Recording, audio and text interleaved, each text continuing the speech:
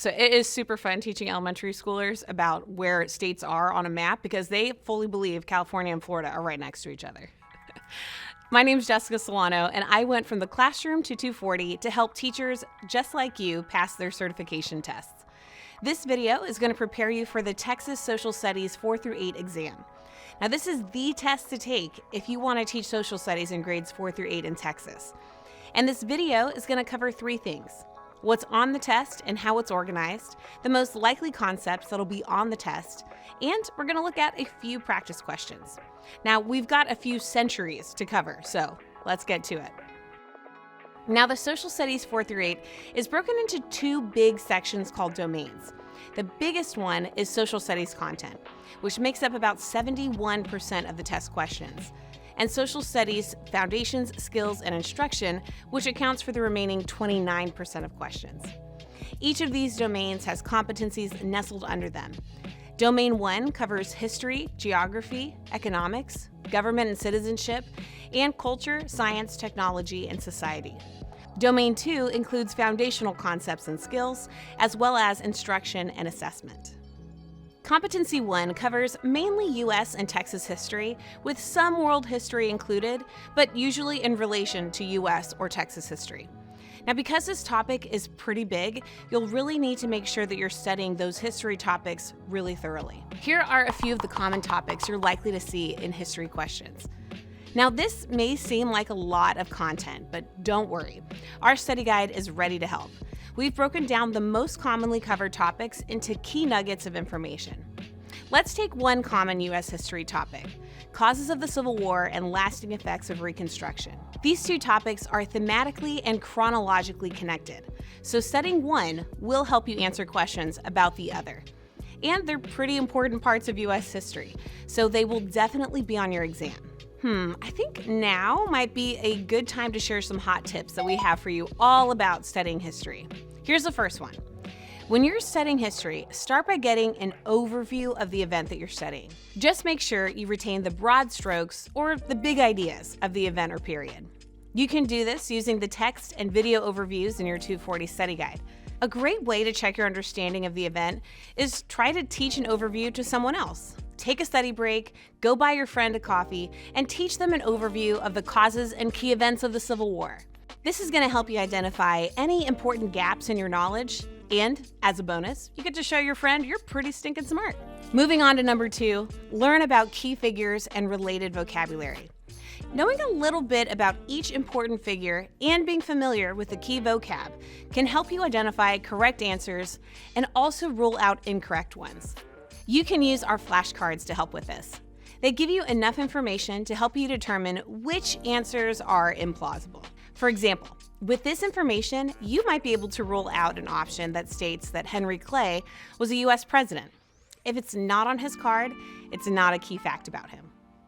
Finally, identify cause and effect relationships between key events or periods. Think of history like a story, with different chapters and events that affect what happens in the rest of the story. For example, the causes of the Civil War will be important when learning about the Reconstruction period, and key events of the Reconstruction will be important when learning about the foundations of the Civil Rights Movement. Thinking about history this way can help you remember the order of events and rule out any implausible answers. A lot of the exam questions are going to be about causes or effects of certain events. We'll go over a couple of sample questions and practice these skills towards the end of the video, so be sure to stick around for more of that. U.S. and Texas history questions cover fairly short time periods in contained locations. The world history questions will likely feel like the most daunting because world history spans a much longer time period. And these questions do cover a lot of topics, but we have made a manageable list of all the topics that this test typically asks about, and we've outlined them in our study guide. Now, my last tip is especially helpful for world history questions. It's pretty simple. Learn key events and use them as landmarks. This one pairs with thinking about cause and effect. What caused what events to happen? What had to happen first? Did this smaller event happen before or after the big event? The questions are not going to ask you to identify the specific year something happened, but they might ask you to identify effects of a given event. So, for example, if you know that Columbus reached the Americas in the late 1400s, and of course, no shame in using the rhyme, and the Mayflower arrived in New England in the early 1600s, you have two landmarks you can use when you hit a question about the Spanish conquistadors and what they were up to in South America in the 1500s. That's the type of thinking that's really going to help you on the test, even if you run into a question you're not really sure about. Whew, that was a lot of information. The good news is history is the most expansive topic, so it's only going to get easier from here. Now let's move on to competency 2. You're doing great. Competency 2 is geography. These questions will cover things like how settlement patterns are affected by geography, natural forces such as tectonic plates and weather patterns, and different types of map projections. There are not typically a lot of questions that ask you to do things like name this capital or identify the longest river in the world. Instead, the questions on this exam are more about how geography affects humans today and throughout history. Now, for these questions, it's important to remember a few themes. Theme number 1, water and fertile land are key for agriculture. Think about early river valley civilizations and the first American colonies. They're all near rivers and in plains regions to allow for farming. Proximity to oceans was also really important for trade and travel, especially for the European colonies. Theme 2, elements of geography like natural resources, climate, and nearby physical features often impact the success of a civilization or settlement. Okay, moving on. Theme number 3, human innovations are often related to geography. In early history, we can think about how humans used rivers to irrigate early farms.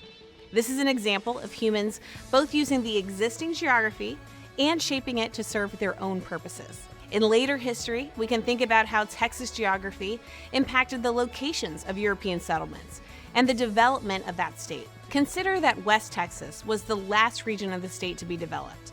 This is largely due to the fact that it's difficult to farm in West Texas. And until we had vehicles that needed gas to run, there was little value to the land in that region for settlers. A fairly small number of questions are going to ask you about natural forces. These questions are going to feel very sciencey. In fact, if you've studied or taught natural science in the past, you might actually have a leg up on these. Now, if you don't have a science background, don't even sweat it.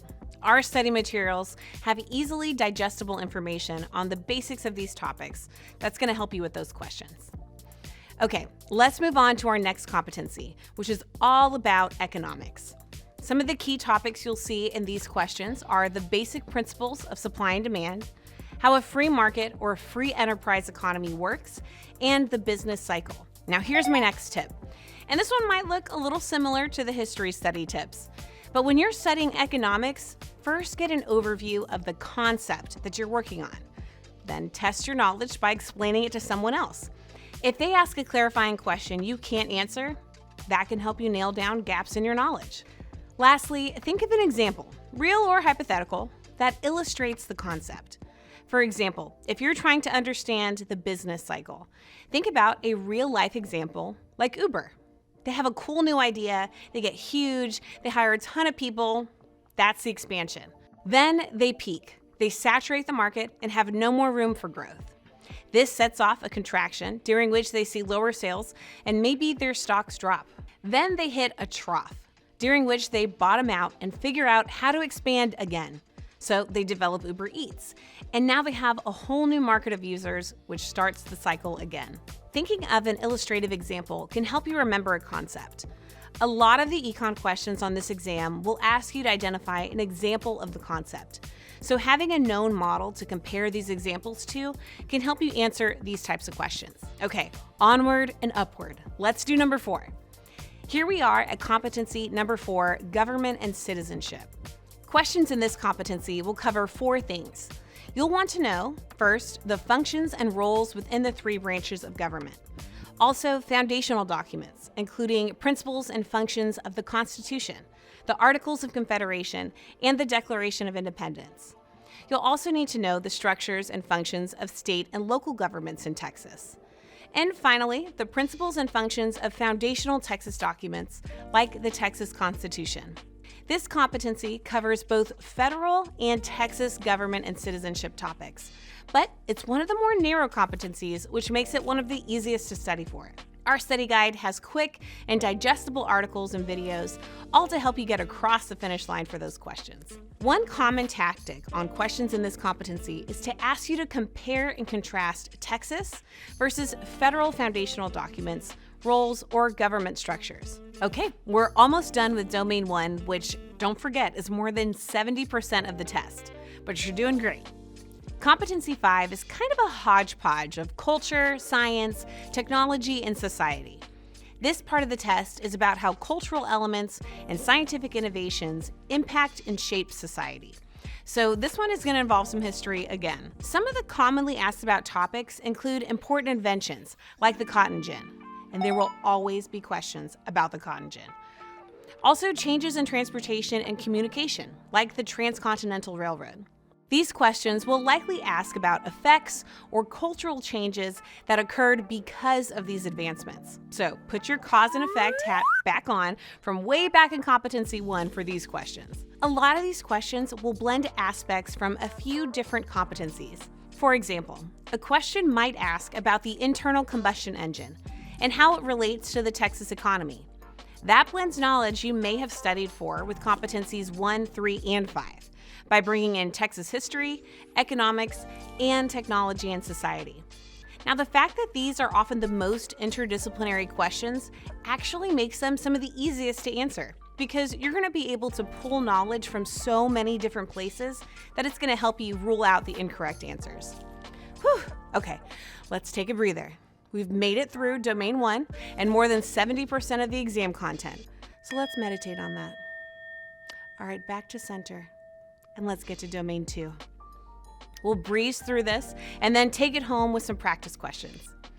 Domain 2 is all about social studies foundations, skills, and instruction. Many of the questions in this domain will present you with a given instructional objective and then ask you to identify the best instructional method or activity to suit that objective. So let's start with Competency 6, Social Studies Foundations and Skills. For questions under this competency, you can expect to see the following. You'll identify which graphic organizer might be best given an instructional objective. You'll answer questions about relationships between social studies disciplines, and you'll be asked about social studies instruction in the classroom.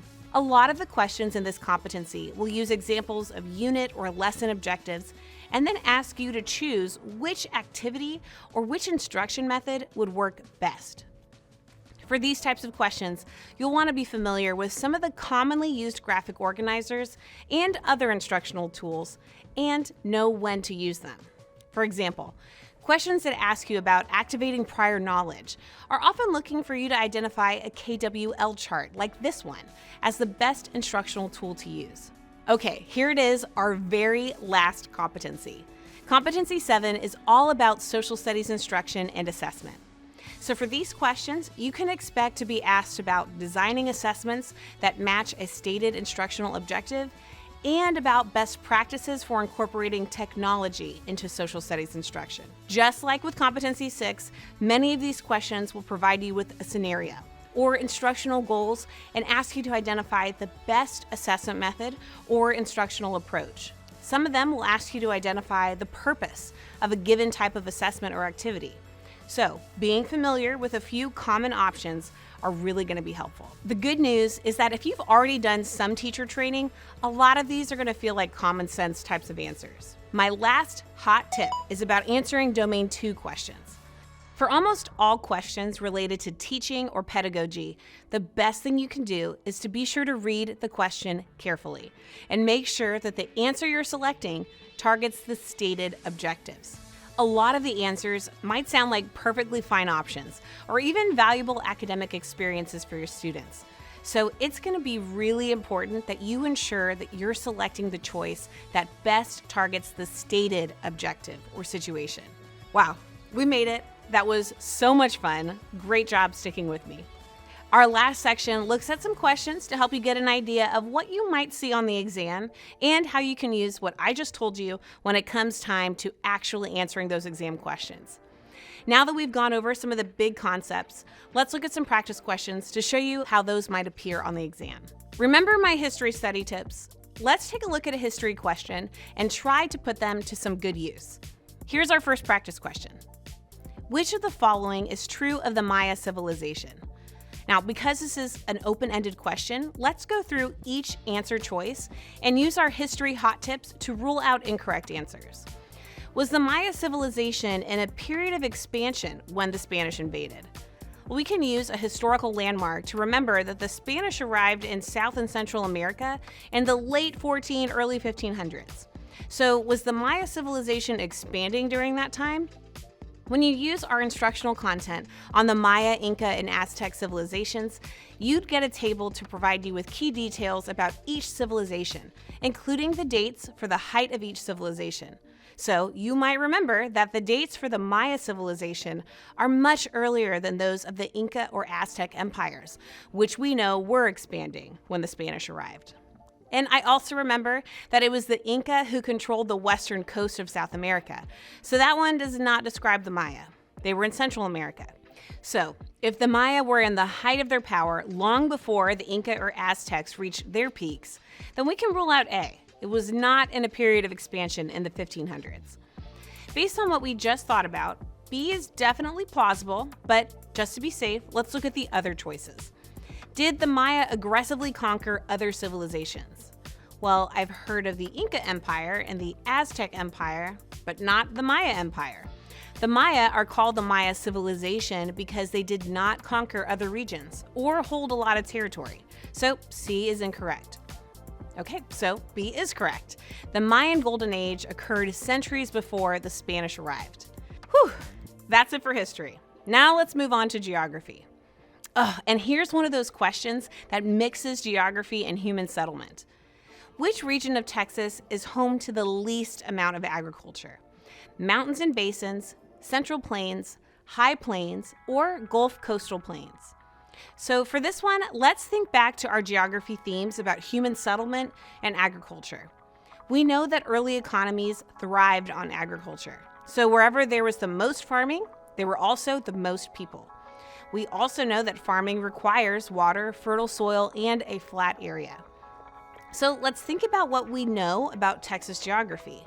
We know that the majority of early settlers were in the east in the plains regions, where the soil, groundwater, and climate support farming. Now, if we know that the plains are good for farming, I think we can rule out B, C, and D. That leaves us with A. Mountains and basins are home to the least amount of agriculture.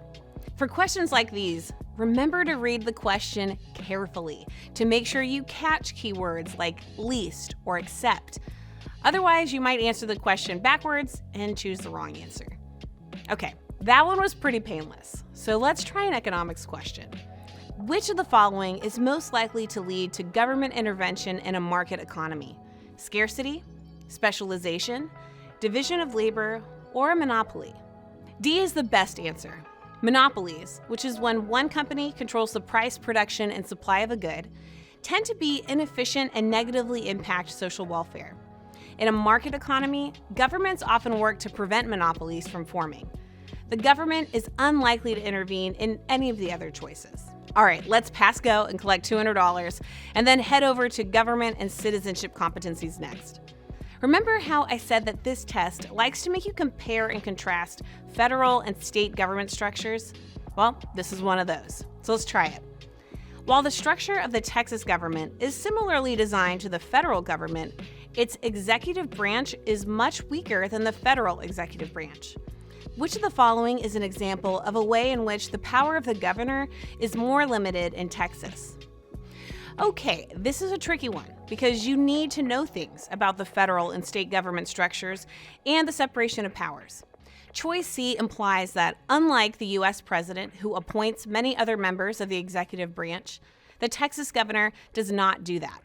Instead, most members are elected. And if you live in Texas, you've probably had the opportunity to vote on some of those positions. So this one is the correct answer. Okay, we've tried a handful of questions from Domain 1, so let's try one from Domain 2, which focuses on social studies foundations, skills, and instruction. A teacher is planning a 20th century history unit in which students create a project that explores cause and effect relationships between events. Which type of graphic organizer would students be most likely to create when exploring cause and effect relationships between events? a population pyramid, a timeline, a physical map, or a line graph? Now, this question gives you a lot of information that you don't really need. Just focus on the stated objective, which is to help students understand cause and effect relationships in history. And we need to decide which graphic would actually do that. The timeline is definitely our best choice here. Because the cause and effect relationships are strongly dependent on chronology, a timeline is often used when discussing these types of relationships between events. So that's it. We've looked at what's on the exam, some tips and themes that might help you study for each section, and a few practice questions to give you a general idea of what you might see on the test. The big takeaway I want to leave you with is that if you can get a good overview of key concepts or events, learn some historical landmarks, key names, and vocabulary terms, you're going to have everything you need to reason your way through each question, even if you don't know it 100%. This is a tricky test, but I know you can do it. Congratulations on finishing the video. If you found it helpful, give it a like. Now, there's still plenty more to learn. Did you know that our study guide has hundreds of practice questions? And if you really want to make sure that you're prepared for the TExES Social Studies 4 through 8 exam, take the next step and subscribe to the 240 study guide. It has hours of videos, so you can watch or listen even while you're doing chores. It's test aligned, so you know precisely what you need to study. It has hundreds of practice questions, so you can be sure you're ready. So click the link below right now to get started. And prepare to tell your students Washington and Washington, D.C. are not the same place.